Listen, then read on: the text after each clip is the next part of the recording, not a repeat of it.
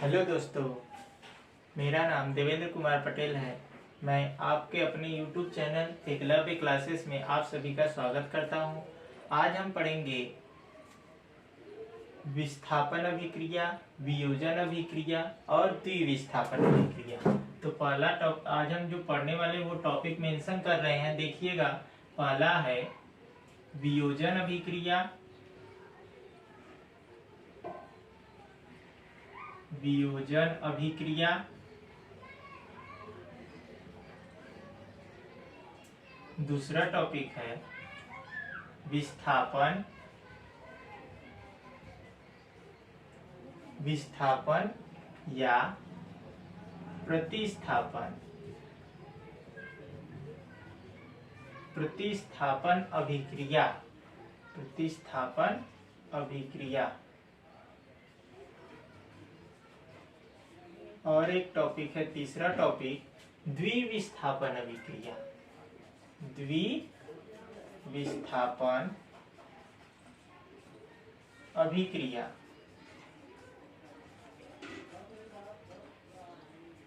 तो सबसे पहले हम लेक्चर के माध्यम से आप लोगों को समझा देंगे, फिर उसके बाद हम नोट कराएंगे। तो पहला अभिक्रिया है वियोजन अभिक्रिया। तो ध्यान से सुनिएगा, ये जस्ट संयोजन अभिक्रिया का विपरीत होता है, उल्टा होता है। वियोजन अभिक्रिया वह रासायनिक अभिक्रिया है जिसमें एकल अभिकारक दो या दो से अधिक उत्पाद में टूटता है।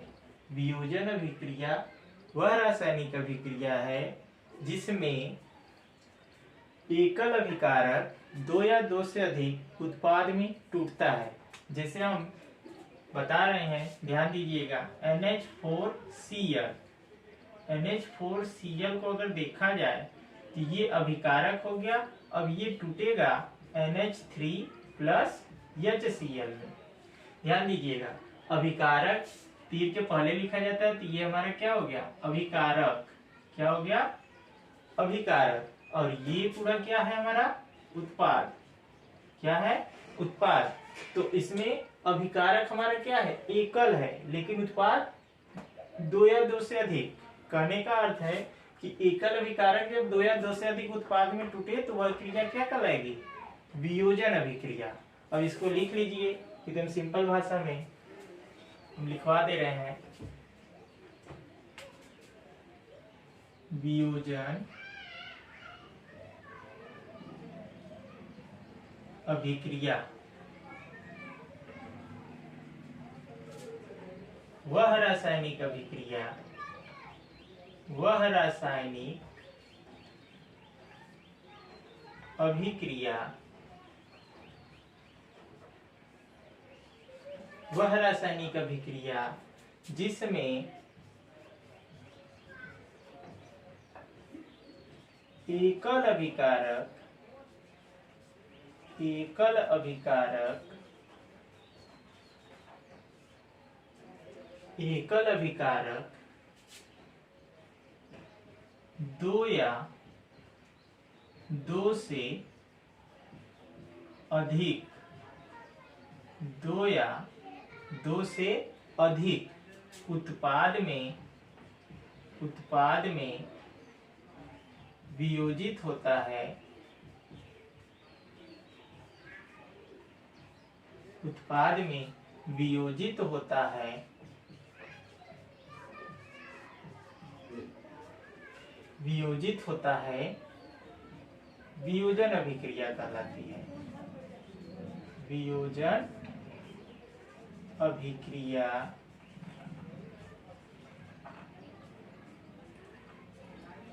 कहलाती है।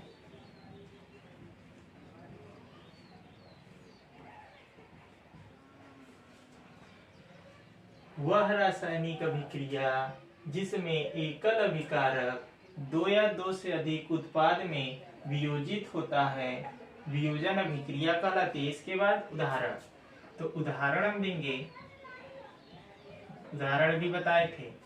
नौसादर NH4Cl, ये एकल अभिकारक हो गया, टूटेगा किसमें, NH3 और HCl में।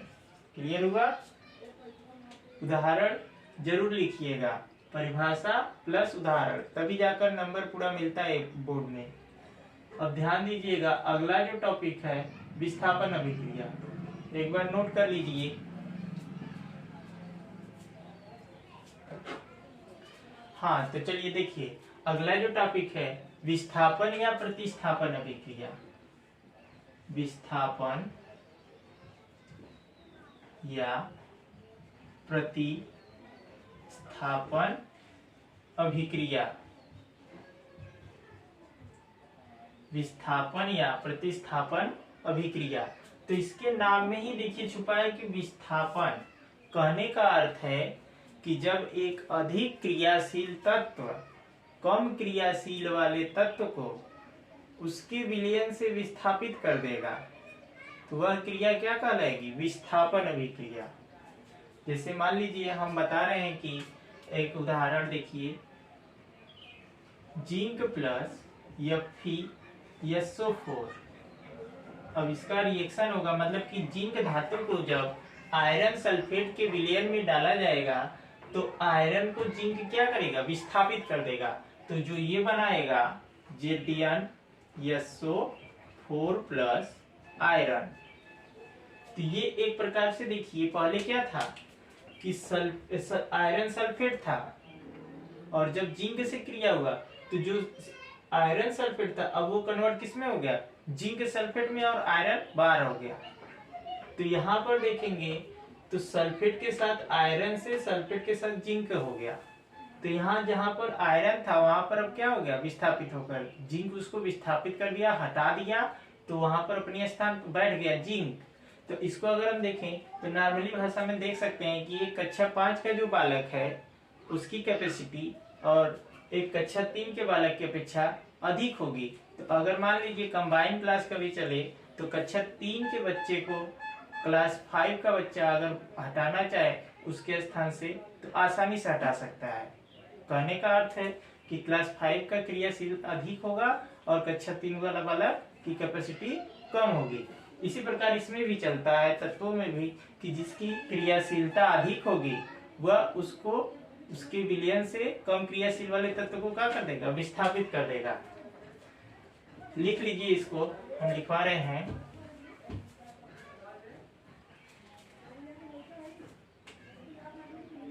वह रासायनिक अभिक्रिया, वह रासायनिक अभिक्रिया जिसमें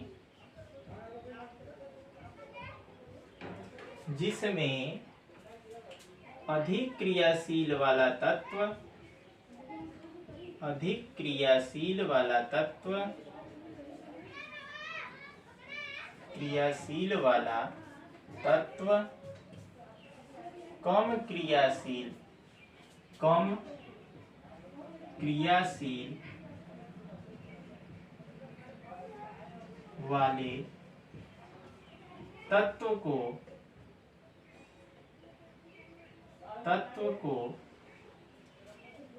को उसके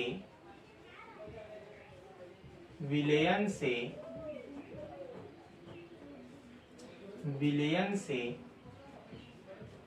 विस्थापित कर देता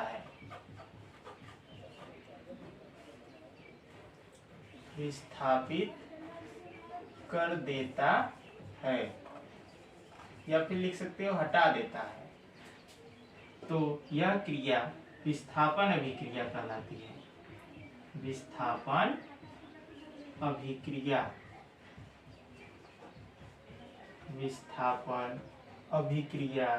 कहलाती है।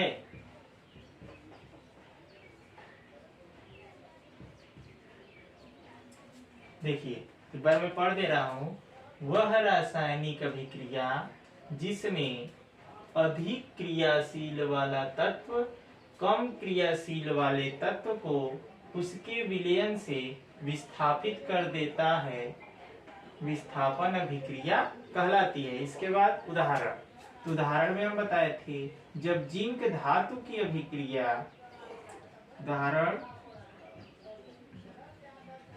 जब जिंक धातु की अभिक्रिया आयरन सल्फेट के साथ कराई जाती है तो जिंक सल्फेट बन जाता है और आयरन विस्थापित हो जाता है। आशा करता हूं आप लोगों को समझ में आया होगा। अब अगला देखिए, इसी को हम एकल विस्थापन भी कर सकते हैं। इसका नाम एक और हो सकता है कि एकल विस्थापन कह सकता है परीक्षा में। एकल विस्थापन, एकल विस्थापन अभिक्रिया, एकल विस्थापन अभिक्रिया से भी ये पूछ सकता है प्रश्न कि एकल विस्थापन अभिक्रिया क्या होता है, तो इसी को लिख देंगे। क्लियर हुआ। अगला जो है तीसरा टॉपिक, तीसरा हमारा है द्विविस्थापन अभिक्रिया। द्विविस्थापन अभिक्रिया, द्विविस्थापन अभिक्रिया। तो द्विविस्थापन अभिक्रिया हम बता रहे हैं, एक बार ध्यान से सुनिएगा। द्विविस्थापन अभिक्रिया वह रासायनिक अभिक्रिया होती है जिसमें आयनों का स्थानांतरण होता है। समझ में आया। कह सकते हैं हम कि ऐसी रासायनिक अभिक्रिया जिसमें आयनों का स्थानांतरण होता है द्विविस्थापन अभिक्रिया कहलाती है। इसको हम लिख रहे हैं, देखिएगा, एक उदाहरण के थ्रू बता रहे हैं।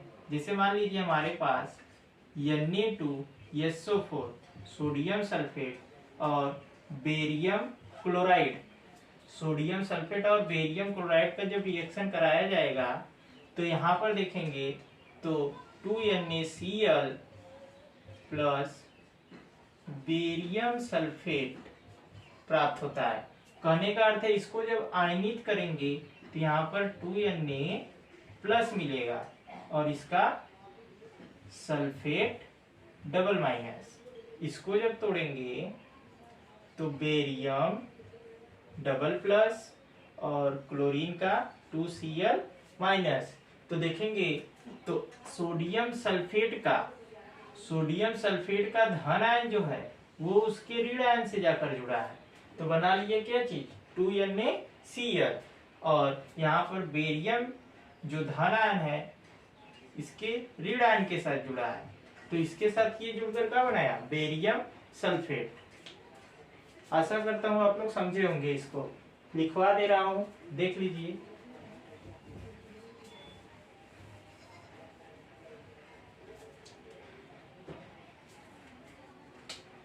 देखिए लिख रहा हूं, वह रासायनिक अभिक्रिया, वह रासायनिक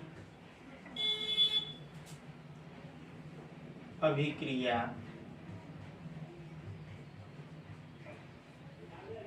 वह रासायनिक अभिक्रिया जिसमें आयनों का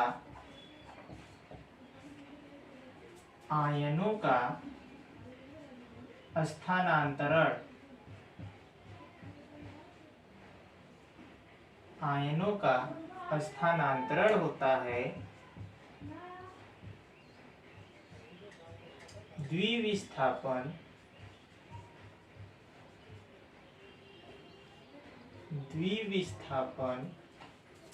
अभिक्रिया कहलाती है।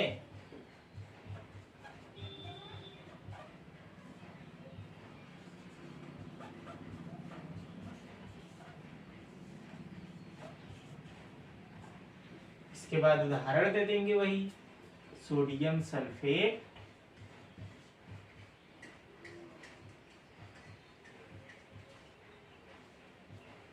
Plus barium chloride.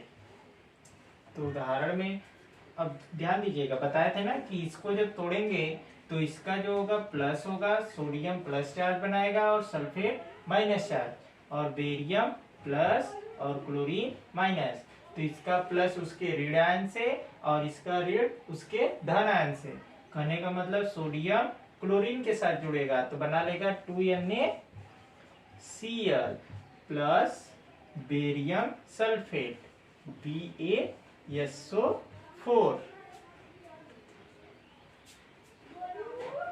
BaSO4।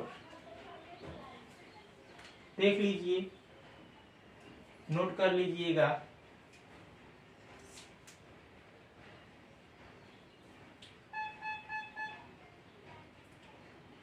Okay, तो बाकी अब हम नेक्स्ट क्लास में बताएंगे। धन्यवाद।